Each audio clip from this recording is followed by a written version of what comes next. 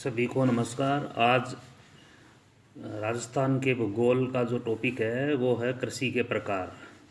राजस्थान की भौतिक दशाएं जिसमें जलवायु, मिट्टी, वनस्पति, इनकी विभिन्नताओं के कारण से कृषि की जो विधियां हैं वो भी विभिन्न प्रकार की जाती है यहाँ पे। परिणाम स्वरूप कृषि की जो पद्धतियां हैं उसमें भी समय के हिसाब से अंतर आया है। अपन बात कर लेते हैं प्रमुख जो प्रकार की कृषि की जाती है। तो नंबर 1 पे है वादरा या झूमिंग कृषि। ये कृषि राजस्थान के दक्षिणी पूर्वी अंचल, मुख्य रूप से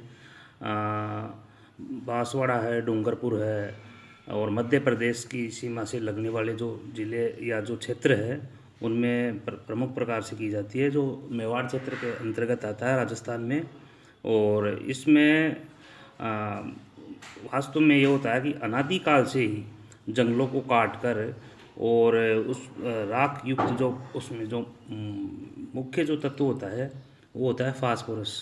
और ये मक्का की फसल के लिए वैसे ठीक होता है, लेकिन कुल मिलाकर वनों का इसमें नुकसान किया जाता है या नुकसान होता है। और ये इस प्रकार की जो कृषि है इसको आसाम में झूमिंग, मध्य प्रदेश में कुमारी कहते हैं। और ये अविकसित और रूढ़ी प्रकार की आदिवासी कृषि पद्धति है।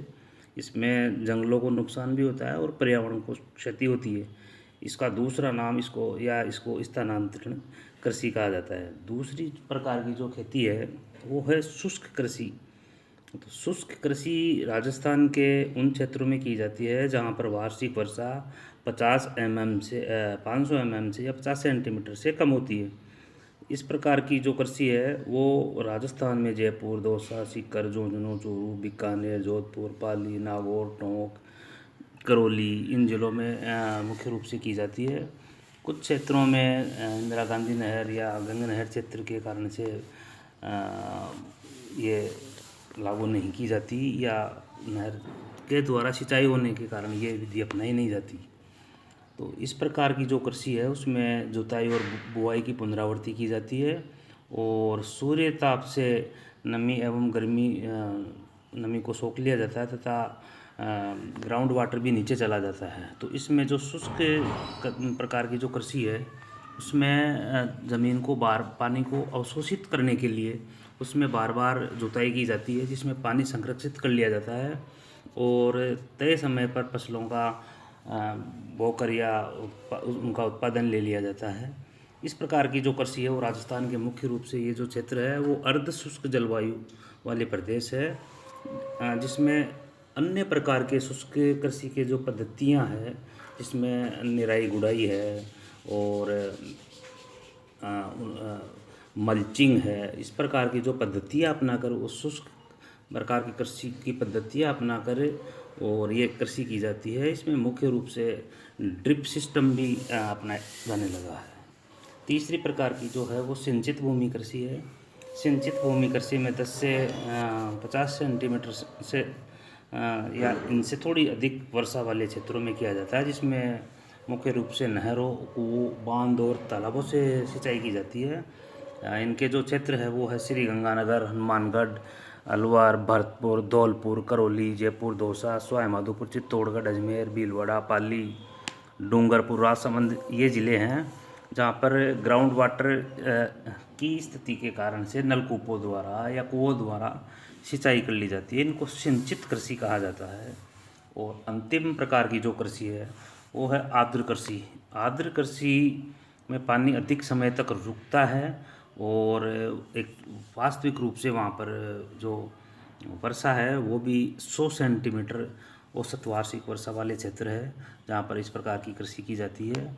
और ये है कोटा, बारां, बांसवाड़ा, झालावाड़, बनास नदी वाले जो क्षेत्र है, साबरमती नदी के भाग हैं, उसमें इस प्रकार की कृषि की जाती है। मुख्य रूप से यहाँ पर कांपिये और काली मिट्टी का जो क्षेत्र है वहाँ पे इसको अपनाया जाता है। फसलों की बात करते हैं तो चावल, कपास, गेहूँ, गन्ना, मक्का, अरहर, सोयाबीन, इस प्रकार की फसलें पैदा की जाती हैं। अब है कृषि का जो विकास है वो 5 वर्षीय योजनाओं के अंतर्गत किस प्रकार से हुआ है। और भारत को स्वतंत्रता मिली उसके बाद में जो कृषि के जो आयाम है उपादान है उनमें वृद्धि हुई है। और पंचवर्षीय योजना का काल के अंतर्गत जो ये है हरित क्रांति 1965-66 में जब इसका सूत्रपात हुआ तो कुछ जो चीज़ें हैं उनमें कृषि का विकास हुआ है, जिसमें कृषि सूचकांक में वृद्धि है, कृषि उत्पादन में वृद्धि है, सिंचाई की सुविधाओं में, कृषि क्षेत्र में विस्तार, उर्वरकों के उपयोग में वृद्धि है, उन्नत बीज कीटनाशी का प्रयोग किया जाने लगा है, कृषि का विस्तार और अनुसंधान हुआ है, भूमि सुधार कार्यक्रम हुए, भूमि संरक्षण संबंधी कार्यक्रम हुए हैं, कृषि वन यंत्रों और मशीनों का उपयोग और कृषि की सिंचाई की जो सुविधाएं हैं इनका भी पर्याप्त उपयोग विकास हुआ है। तो कृषि के उत्पादन की सूचकांक की बात करते हैं तो ये जो घरेलू उत्पादन है इसमें या फिर दूसरी बात करें तो प्रति व्यक्ति आय में भी विकास हुआ है। और ये इसके अलावा कृषि उत्पादन में जो वृद्धि है वो पंचवर्षीय योजनाओं के अंतर्गत इसको हम काउंट कर सकते हैं। और खाद्यान्नों की आपूर्ति में धीरे धीरे आत्मनिर्भरता से निर्यात की ओर अग्रसर हुए हैं। कृषि क्षेत्रों के विस्तार की बात करें तो हरित क्रांति के सूत्रपात के बाद में बंजर भूमि को काम में लिया गया है, ऊसर भूमि को ठीक किया गया है, अनुपयोगी और प्रति भूमियों का सही वैज्ञानिक तकनीकी उपकरणों और उर्वरकों का प्रयोग करके उस क्षेत्र को बढ़ाया गया है। और सिंचाई की सुविधाओं की बात करें तो निरंतर इसमें भी विकास हुआ है। 51 में जहाँ 3 लाख गाँव विद्युतीकृत थे, 61 में 41 गाँव विद्युतीकृत हुए और 2009-10 तक 39,273 गाँव। तो इस प्रकार से विद्युतीकरण का विकास न केवल घरेलू वरन कुओं में, नहरों में, सिंचाई की जो अन्य सुविधाएं हैं उनमें सब में विद्युतीकरण करके सिंचाई की सुविधाओं का जो विकास हुआ है। और सिंचित क्षेत्र भी इस विकास के कारण से बढ़ पाया है, जहाँ 1951-52 में कुल सिंचित क्षेत्र कृषि क्षेत्र का केवल 12% था, वो 90-91 में 24% हो गया और 2002-03 में 39% और उसमें विकास हुआ है। और इस प्रकार ये विकास 2008-09 में जिस कुल क्षेत्रफल जो 9.56 लाख हेक्टेयर था उसमें 29.29 लाख हेक्टेयर की वृद्धि हुई है। इसी प्रकार उर्वरकों के प्रयोग में वृद्धि भी आंकड़ों के हिसाब से अपन देख सकते हैं, जहाँ 1985-86 में प्रति हेक्टेयर 12.69 किलोग्राम थी, वो 94-97 से या 2001 में 35 किलोग्राम तक प्रति हेक्टेयर तक पहुंच गई और 2001 में वो 39.36 किलोग्राम प्रति हेक्टेयर तक बढ़ोतरी हुई है। इसी प्रकार नाइट्रोजन, फास्फोरस और पोटास की बढ़ोतरी भी प्रति हेक्टेयर में उसमें बढ़ने से प्रोडक्शन में भी उसका पर्याप्त योगदान रहा है। लेकिन इसकी वजह से भूमि की जो उर्वरा शक्ति है वो नष्ट होने से थोड़ी चिंता होने लगी है। इसके लिए जैविक खेती का विकास किया जाने लगा है, जिसमें जयपुर में जयसिंहपुर है, आष्टी, कलाव है, नायला में,